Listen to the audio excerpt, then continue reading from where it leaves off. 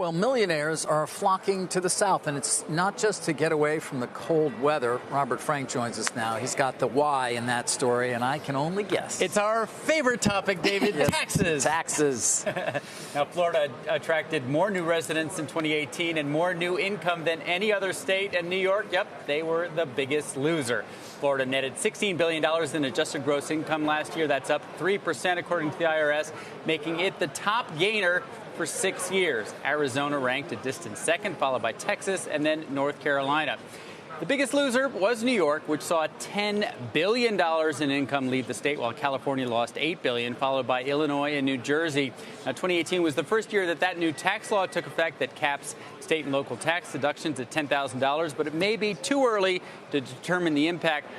That's because migration out of New York actually slowed in 2018, and Connecticut had the lowest income loss in 4 years. Now, a bigger reason maybe people are leaving New York is affordability. The average income of households leaving was $90,000, and the number one destination for people leaving New York City was not Florida, but New Jersey. So we've got kind of a barbell thing happening where you have a lot of people leaving to New Jersey for affordability, and then you do have those at the top, all those smaller numbers, but bigger dollar numbers, leaving for Florida. So a lot of people are leaving, except for those of us with jobs that keep us in New York City. I was just going to say, are these people actually moving everything, their lives, their businesses, or are they just sort of shifting their permanent residence? So the two kinds of people that are leaving are younger people that are just entering the workforce. They don't have families. They don't have homes. They can just pick up and leave because it's gotten really expensive.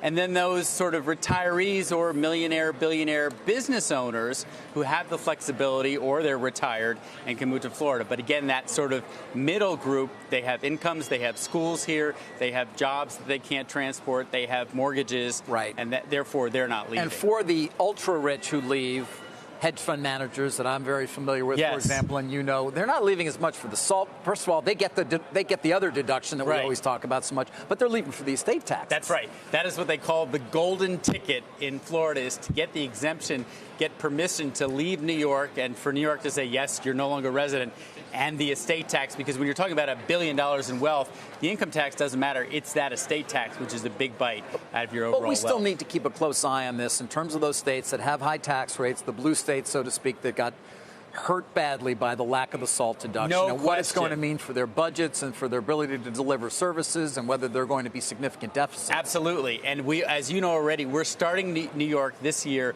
with a $6 billion deficit. So stay tuned in the next few months. Rather than lowering taxes, which we thought would happen because of SALT, we're going to see higher taxes and a move to tax the wealthy and real estate even more in 2020.